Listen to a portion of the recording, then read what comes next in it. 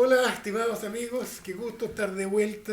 La verdad es que la egoísta me ha echado de menos, mi amigo César. Sí, Ha echado de menos las conversaciones, como que quedo como atragantado haciendo estas conversaciones con César. Así que bienvenidos. Venimos saliendo ahora de nuestro hiato, ¿no es cierto?, nuestra pausa de verano. Y vamos a retomar, igual que el año pasado, vamos a retomar este 2021 con todo, ¿no es cierto?, los días viernes. Vamos a subir en la tarde-noche nuestro programa y vamos a ir tomando todos los temas de la semana. César, tenemos tres temas por delante. Tenemos el tema de la estatua de Baquedano, que da para harto, sí. da para mucho. Así que vamos a partir preguntando sobre eso. Después vamos a hablar sobre cómo estás viendo el tema de cómo se viene la convención constituyente y la construcción de los 2/3 necesarios para poder construir consenso y armar nuestro nuevo contrato social. Y por último, esta cuestión que es como una pesadilla que no nos quiere soltar, que es la bandera. Así que empecemos. Recuerden que nos pueden ver por nuestro canal de YouTube, ahí se pueden suscribir, al mismo tiempo que nos pueden ver a través de BTR y de Telsur en el canal 105. 105, 105. claro, campo abierto. Campo abierto, exactamente. Ya, César, partamos por el tema. ¿Cómo ves? Te lo voy a tirar abierto el tema, César. ¿Cómo ves en general todo lo que ha ocurrido en relación los ataques, la defensa, la declaración del ejército, la remoción de la estatua de Baquedano? ¿Cómo veis el tema? Yo nunca fui como muy admirador del general Baquedano hasta que mi amigo Rafael González me ilustró sobre el tema. Yo no sabía. Él se arrancó a los 15 años a pelear la guerra a la Confederación Perú-Boliviana. Fue ayudante del general Bulnes, peleó en todo, en Portal de Guía, en Matucana, en la batalla de Yungay, y entró a Lima triunfante por primera vez. Después ya lo haría de nuevo. Y él entró como un general bien normal, y llegó a general en jefe, porque era de la caballería, a raíz de las peleas tremendas que habían dentro del gobierno, porque se suponía que el general que triunfara iba a ser el próximo candidato a la presidencia de la República, y entonces el ministro Santamaría se oponía a todo. Y además el presidente Pinto quería hacer las paces, ¿ya? Entonces suceden una serie de cosas y dijeron, como este general es menor, nos va a hacer caso en todo y qué sé yo. Y él logró convencer al gobierno que lo que había que hacer era atacar, llevar la ofensiva, y entonces él se hizo cargo de básicamente Tacna y Arica, y luego Chorrillos y Miraflores, y se lo llevaron rapidito a Santiago para que no fuera este general triunfante que pudiera meterse en el tema No político. fuera el Eisenhower. Ahora, él se merece la estatua, ¿no? Yo creo que fue un gran dirigente bélico, le debemos a su porfía y a cómo hizo las cosas, que no todos están de acuerdo. No era un tremendo estratega, pero fue quien puso orden en un tema en que habían dos cabezas que eran el gobierno con su ministro y los militares. Y por lo tanto, esta estatua ahí estuvo. La Plaza Baquedano fue el lugar donde celebrábamos cuando ganaba la U, cuando ganaba el Colo, cuando ganaba la selección chilena, cuando la Cecilia Boloco, el Chino Río, los candidatos que ganaban. O sea, era un espacio de democracia y celebración. El ombligo de Chile de eso, ¿no? ¿Ya? Y se transformó de repente, y que no tenía para qué, porque la marcha del 19 de octubre era mucho más grande, en un lugar de violencia, de ataque, de fuego, en que sufrieron no solamente la estatua del general Baquedano, sino que además la estatua del soldado conocido, que tú sabes que hay un soldado conocido abajo, ¿ya? Sino que todos los locales que estaban alrededor, todas las pymes, toda la gente que vivía ahí, que vive con el alma en un hilo. Yo creo que lo que hizo el comandante en jefe del ejército, yo lo respaldo completamente, es decir, lléveselo a un lugar con defensa militar y déjelo ahí. Lo pueden poner mirando a Américo Vespucio en la escuela militar perfectamente, y a ver si se atreven. ¿Qué es lo que pasa con la Arturo Prat? Con la tumba de Arturo Prat es propiedad de la Armada, y por eso ahí nadie entra, porque lo pueden defender en mal a los infantes de Marina. Yo creo que Piñera sacó las castañas con la mano del gato, con sus monumentos, y cuando dice además, y yo lo voy a reponer, va a ser cuando él ya no sea presidente de la República, ¿ya?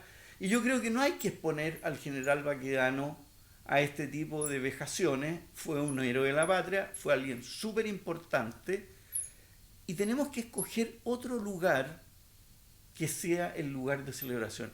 Y yo urbanísticamente borraría la rotonda, que solo sirve para hacer taco, uniría Providencia con la Alameda, bueno, y simplificaría esa cuestión, y chao plaza, y chao estatua, y que la estatua tenga que estar donde está. ¿Tú te acuerdas cuando éramos chicos, César, cuando vino, esto la gente ya va a saber la edad que tenemos, cuando vino la reina Isabel, el año 66, si no me falla la memoria?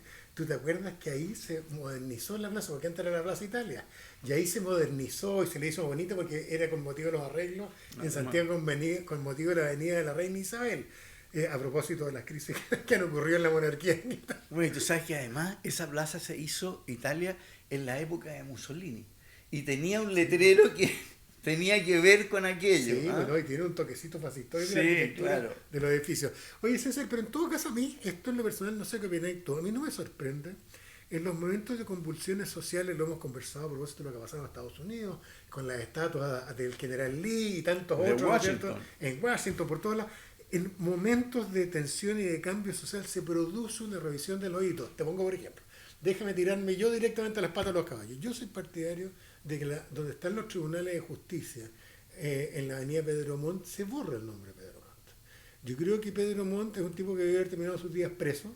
Pedro Montt es el que da la orden de la matanza de Santa María de Iquique, y nunca fue juzgado Pedro Montt por las muertes. El otro día me di el tiempo y recomiendo hacerlo. Métanse en el libro, o sea, en el sitio de la Biblioteca Nacional, en Memoria Chilena, y están los artículos pero de los diarios siguientes. Sí, pero a ver. Entonces yo soy partidario de que hay que revisar algunas cosas. Pero yo no estoy seguro de que él dio la orden. La verdad que está el general Silva Renara ahí, Sí, pero que era el que debía no haber taponado todas las calles. Lo mismo que hay toda una cuestión sobre la matanza de septiembre en el Seguro Obrero, Sí, que hay gente que dice que fue el León el que el que dijo dio la orden, ¿no? mátenlos a todos, pero la verdad que hubo una cadena más. O sea, lo que te quiero decir es que tenemos una historia oculta que la estamos reconstruyendo. Yo en un curso que estoy haciendo en la universidad en los últimos días, le he estado diciendo que yo siento que a uno lo hicieron leso en el colegio. A mí en el colegio me dijeron que había democracia en Chile, que Chile existía de 1810 primero, lo que no es cierto. Segundo lugar, que había democracia en Chile desde el inicio, lo que no es cierto. Ni Jaime Izaguirre dice que había democracia en Chile. Pero en el colegio uno le decían que había una república democrática. Y hay personajes como Manuel Montt, su hijo Pedro, y Jorge Montt, su primo, que son personajes cuestionables, absolutamente cuestionables. Esto a propósito de, por ejemplo, César, un tema que vamos a tocar a propósito de los libros, pero ¿qué opináis de eso? Hay discusiones. Para mí, Diego Portales, yo sé que tú vas a tocar el tema, pero Diego Portales es un tipo deleznable. ¿Cómo se te ocurre? Y ya te puedo explicar por qué, pero es un tipo clasista, es un tipo racista, Diego Portales, sí, y creo que es el responsable de haber montado un régimen no democrático en Chile por más de 100 años. Y ese tipo es venerado por sectores de la izquierda, del centro y de la derecha. No, para mí, yo me leí en el verano sus memorias y con todos sus defectos y cosas, pero la verdad que mientras en Chile existía este sistema clasista, como tú lo quieras armar, pero Diego Portales echó para afuera a los militares y nosotros tuvimos un país ordenado que dio progreso, mientras el resto latinoamericano se batía entre rosas, dictadores, el doctor Francia y cosas horrorosas que habían en otras partes. Lo que se denomina la anarquía en América Latina. Y yo no sé si había mucha alternativa o si Chile estaba preocupado. O sea, a ver, en esa misma época, que estuve leyendo otras cosas en el verano, en 1890, Juan Pablo, el 80% de la Cámara de los Comunes eran nobles. Sí, pues, efectivamente, la aristocracia. ¿No? Y en 1860 y algo, en 1873, después de la guerra franco-prusiana, Bismarck le da voto universal a todos los hombres, ¿ya? Abierto, que eso no existía, ¿ya? Y seguridad social, ¿ya? Sí, son los primeros. Y también Bismarck es súper criticado, por supuesto, ya, por haber armado un régimen duro y una pila de cosas. Todas estas cosas tienen luces y sombras, y yo creo que... Pero es que ahí donde lo que te planteo es lo siguiente: yo no te discuto que hay gente que pueda defender un sistema autoritario propio de Portales. De hecho, creo que alguna vez escuchaste a Ricardo Lagos defenderlo.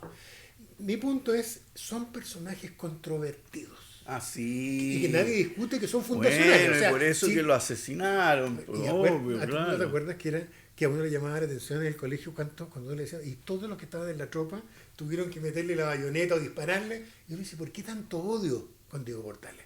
Porque el tipo se las traía. Entonces, la pregunta es la siguiente, ¿qué hacemos con las figuras controversiales? Imagínate, a propósito de Pinochet, legítimamente o no, hay gente que dice, ¿sabes qué? Pinochet salvó al país. Ay, Allende, ahora hay gente amiga mía que dice, vamos a votar a Allende. Por si ¿Cómo resolvemos ese tema? Bueno, yo creo que es muy difícil, Juan Pablo, juzgar el pasado con las luces de ahora. ¿Eh? Y te voy a contar una anécdota de Diego Portales. Mi profesor de microeconomía de Stanford vino a asesorar al gobierno militar por la ley laboral. Ministro del Trabajo, don Pepe Piñera. El famoso. Entonces antes estaba la ventana, las oficinas daban para la Plaza de la Constitución. Entonces se lo habían presentado, estaban ahí, no sé, coctelito, y de repente el gringo se para y dice en inglés, ¿qué dirá el padre de la República cuando mira todas las mañanas al dictador? Y Pepe Piñera se pone lívido, pero Pinochet no hablaba inglés y pasó piola, güey. Claro. Es que, bueno, sí, esto mismo lo hemos discutido. En Estados Unidos se ha producido una tremenda discusión. Hay un personaje, ¿cómo se llama? El que fundó el Ku Klux Klan. El general Forrest algo. Nathan Forrest, algo, ¿no es cierto? Bueno, pero ese general de caballería que el que fundó, en que hasta hace poco, porque ahora movieron casi todo, pero estaba con estatua por todos lados, en el sur de Estados Unidos. Claro, y después dijeron, ¿sabes que este señor es el que funda el Ku Klux Klan? Este señor es el que hace rebotar la reconstrucción en Estados Unidos después y es el que es responsable que en partes haya habido violencia. Y Diego Portales tiene un pasaje cuando él defiende la guerra Perú-Boliviana. Entonces dice, no puede ser, porque si Perú y Bolivia se unen, nos van a dominar, van a tener la hegemonía. ¿Y sabes tú cuál era parte de la hegemonía? Era por los recursos naturales que tenían y porque tenían más gente de raza blanca que Chile. No sé, era racista. Mira, lo que más entiendo tu argumento histórico. Yo puedo citarte a mis abuelos y a él. No, está bien, si yo no te digo que la sociedad no haya sido racista, pero habían algunos que no eran racistas en esa época. Yo con todo el sector liberal de aquella misma época, Portales, ¿no es cierto? Qué sé yo, con el Manuel de Sala, que siempre lo cito, con ¿cómo se llama? Bilbao, Errázuriz, Arcos, todo el sector de izquierda de la época, no eran racistas. Acá hay cartas no sé si las has visto, en que habla de la masa de mestizos que hay en Chile, que son peligrosos. Yo digo, ¿cómo podemos tenerle estatus a un personaje que a su propio pueblo... Me parece que es cierto. Está por verse.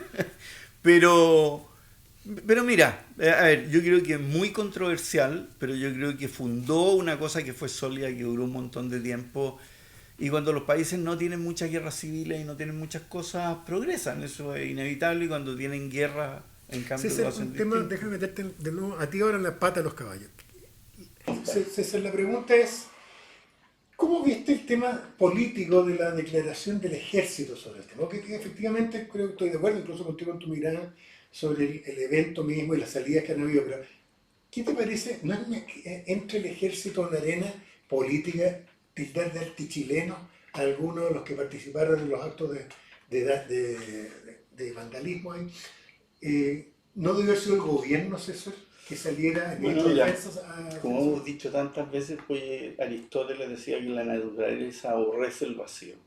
Yo creo que efectivamente no se equivoca el general Martínez en tratar a esos vándalos de antichilenos y de desconformados o desubicados, no sé cómo la palabra que dijo, y la dice porque yo creo que los militares se aburrieron de que el gobierno no hiciera nada por su héroe en particular y por el soldado conocido que estaba ahí.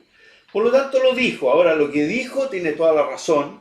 Lo que dijo no tiene ningún significado político porque no dijo tómenlos presos, ni mátenlos, ni ninguna cosa. Dijo, ¿sabe que nosotros queremos que lo lleven para otro lado? Que fue lo que se terminó haciendo y yo creo que está súper bien. Y por otro lado le tiró, ¿no es cierto?, lo que debería haber hecho el presidente, si el presidente nunca debió dejar que esa estatua la vandalizaran, ni tampoco la tumba del soldado desconocido. Y se lo tira a los monumentos nacionales que nunca habían decidido nada en la vida y ahora de repente, pum, lo tiran. Entonces, esto fue un tiro de la pelota con chanfle. Iba apuntada al presidente Sebastián Piñera, que no pudo decir nada. César, ¿te acuerdas de la foto esto para tirar pelos a la sopa? Una peluca a la sopa, en realidad. ¿Qué te parece acordarse ahora de cuando él se fue a sacar la foto? ¿Te acuerdas la estatua Baquedano sentado? ¿Te acuerdas? Esta cosa que vosotros problema, porque es raro que si él hace ese gesto en su momento, hoy día no sea él el que tome las decisiones. No sé. Hay un dicho en el campo que dice: pollo que está perdido se va derecho al zorro. Y yo creo que se le aplica. Bueno. Oye, César, cambiémonos de tema. Vamos. ¿Cómo estás viendo? ¿Tuviste tiempo de pensar las cosas durante el verano? Desde el sur viste las cosas con más distancia. ¿Cómo ves? ¿Tú crees que va a ser posible construir un grupo, una mayoría de 2/3 en la Asamblea Constituyente, en la Convención Constitucional? Yo creo que nadie va a tener los 2/3, lo cual es tranquilizador, ¿ya? Porque la izquierda se fue entera dividida, yo creo que también ellos no coincidían, el Frente Amplio se diluyó, y yo creo que los que lo van a hacer son los que uno pensaría que lo iban a hacer. O sea, yo veo aquí a un Zapata, veo a constitucionalistas importantes que van a estar apoyados y que van a estar hablando cosas razonables, ¿ya? Yo no veo que vayan a salir de aquí barbaridades. Van a sufrir un montón de instituciones, van a sufrir las ISAPRE, van a sufrir las AFP, probablemente vamos a tener un derecho a la propiedad que va a ser un poco menos, va a ser menos definitivo, pero que no va a desaparecer, ¿ya? En el agua vamos a tener un montón de cosas. Yo espero que con el tema mapuche no sea simplemente una pura maquillaje, o que digan pueblo plurinacional, que no significa nada, o 15 escaños reservados, que tampoco significan nada, sino que un gran gesto, ¿ya? Una dádiva que sea notoria, importante, porque se necesita, porque con esto no podemos seguir. Yo sí tengo esperanza, y que te diga, Juan Pablo, y más vale que sea. Si no, ¿qué le vamos a hacer? Ahí veremos, pero por ahora yo tengo fe. Este país siempre logra de alguna manera salir adelante. Yo me acuerdo con todo el mundo aterrorizado porque iba a ganar, porque ganó el no, después todos aterrorizados porque ganó el rechazo, porque ganó el apruebo. En ese sentido mi cerro es muy histérico. El otro también, pero el mío es particularmente histérico. Bueno. Sí. Y se ha equivocado normalmente casi siempre. Que cuando venía el divorcio, todo Chile se iba a divorciar, y que cuando, no sé, ahí estamos con tanta cosa, güey, que ha retrasado el desarrollo de Chile en tantos aspectos, y que no aprovechamos los boom que tuvimos económicos para arreglar ninguno de los problemas que había que arreglar. Ahora, yo creo que a propósito de lo que tú dices, yo tengo la misma confianza que tú. Sobre la siguiente base, la gente realmente se pierde. Aquí no estamos discutiendo si este va a ser un país de derecha o de izquierda. Eso para los gobiernos. Lo que estamos discutiendo aquí son las reglas del juego para poder hacer política y cómo distribuir el poder. Y son casi todos, como lo hemos hablado otras veces, temas horizontales. No son temas aquí no vamos a discutir por si la gente no sabe, porque es inaceptable eso. Una política económica más liberal o más social, eso no puede quedar en la Constitución. Sí es concepto que es una sociedad de derecho y cosas así, pero uno tiene que dejarle a los gobiernos respectivos el espacio para que se vayan en una dirección o en otra. Son las reglas. Una de las cosas que nosotros hemos discutido y que nos gusta, a pesar de que no lo hemos vivido, pero el gobierno, ¿cómo se llama? Semi-parlamentario, semi-presidencial. Fíjate que hoy día, por ejemplo, si acaso tuviéramos un primer ministro de izquierda, suponte tú que fuera Quintana o quien sea, al señor Quintana le tocaría arreglar el problema de la Plaza Baquedano, el problema de la Araucanía, ¿no es cierto? El problema de la... O sea, y tendría necesariamente que tener un sentimiento mucho más razonable, porque tendría responsabilidad. Lo que uno no puede tener, te fijas, es esto, que el gobierno va por un lado, la oposición va para otro, y el gobierno le da lo mismo lo que dice la oposición, y a la oposición le da lo mismo que lo que dice el gobierno. Esta cuestión es un caos. Tal cual. El repartir el poder entrega también responsabilidad. Estoy completamente de acuerdo. César, vámonos al último punto. ¿Cómo has visto que va el tema de la pandemia? A mí me tiene bien preocupado el tema. No me digáis nada, yo me vacuné por segunda vez el lunes. No haya nadie que diga Las Condes, porque son unas colas demenciales. Yo creo que la gente se aburrió de estar encerrada. Sí, pues.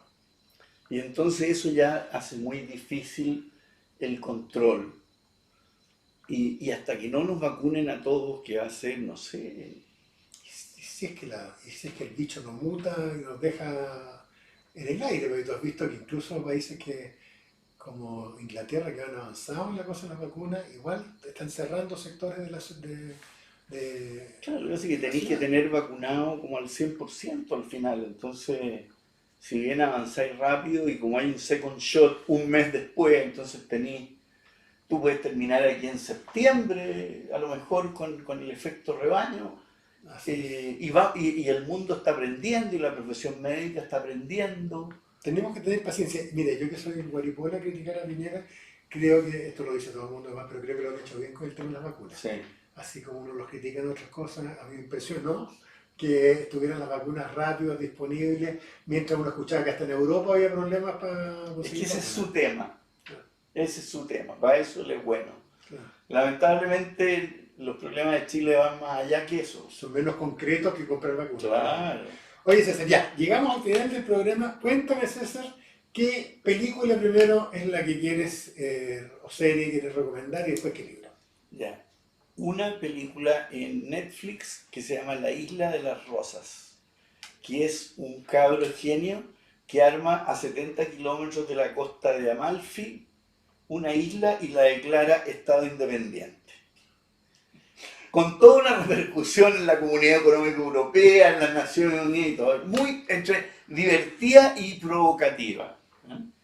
Y el libro, lo que habíamos hablado, me leí entera las cartas personales de Diego Portal, en que uno ve que este país en casi 200 años es más o menos el mismo. Con su misma oligarquía, con su misma iglesia, con sus mismas corrupciones y con sus mismas miserias. Tan bueno, muy buena las cosas. Oye, yo película, recomiendo una serie dura que está en HBO, que está apareciendo por capítulos, yo he visto los primeros 3, pero que es bien fuerte y que es como un resumen de lo que hay detrás de los abusos sexuales con niños y que se llama Allen versus Farrow. Sí, la vi, pero no entera, pero la vi. Qué bestial. Tremenda. Yo no voy a hacer mucho comentario, mírenla. Es nuevecita, está recién salida. Woody Allen está amenazando con demandar a HBO por la película y es actual, no es que sea un documental solo sobre lo que pasó, no, entrevistas ahora, en 2020, finales del 2020, entrevistan a los partícipes. La recomiendo porque es muy actual el tema, sobre todo a ver cómo se defendió Woody Allen de una cosa que en mi opinión era inaceptable y loca. Y el libro, recomiendo, a ver si lo van a ver ahí, pero lo vamos a poner en la pantalla, se llama El 48 chileno, igualitarios, reformistas, radicales, masones y bomberos, de Cristian Gasmuri, y que habla, ¿no es cierto?, de todos los incidentes que en el colegio se enseñan tan mal y en la universidad, por lo menos en Derecho también, lo que pasó en 1851, que fue el rebote, por eso se llama el 48 chileno, de las revoluciones de 1848 en Europa, Así ¿no es es. cierto?, en Prusia, en Italia, en España, en Francia, por todos lados hubo revoluciones. El impacto en Chile fue el 51, en que hubo un motín, ¿no es cierto?, Urriola, y todo el cuento, y después una guerra civil, con batallas, etc. Fue el último momento de choque entre las regiones, entre La Serena y Concepción, con el poder de Santiago. Un dato anecdótico que descubrí ahí mirándolo, y es que, a propósito de la estatua Baquedano y la figura Baquedano, que como dijo César, es una figura que se ve gris, pero cuando uno se mete, tiene profundidad en la figura. Este hombre que era liberal del Instituto Nacional formaba parte de la élite, era hijo de un general extraordinario, general, que fue muy importante en la independencia de su padre, y su hermano también era militar. Y en la batalla de Loncomilla, que es la que sella el destino, ¿no es cierto?, de los penquistas y por ende al final de La Serena también en Coquimbo, pelean por un lado Manuel Bulnes, ¿ya? Con las tropas que representan el gobierno de Manuel Montt, Manuel Burle, y su mano derecha es Manuel Baquedano. Y al otro lado, el jefe del Estado Mayor del General de la Cruz es su padre, que termina herido en batalla igual que su hermano. Son las guerras civiles. Guerra civil. Entonces, ¿Y supiste lo que pasó con el general Freire, no? ¿qué pasó con el general Freire? Lo extraditaron a Tahití y se casó con la reina de Tahití. Y hoy día hay una parte de la población que es Freire. Se fue penquita, ¿no? Claro. Sí, exactamente, ya. Así que bueno, un agrado volver a conversar con mi amigo César, como siempre, inteligente y crítico, que es lo más importante. Y nos vamos a ver entonces el próximo viernes, estimados, y por correo o por comentarios en YouTube, ahí nos hacen llegar cualquier comentario que tengan. Saludos. Saludos, que estén bien, gusto verlos de nuevo.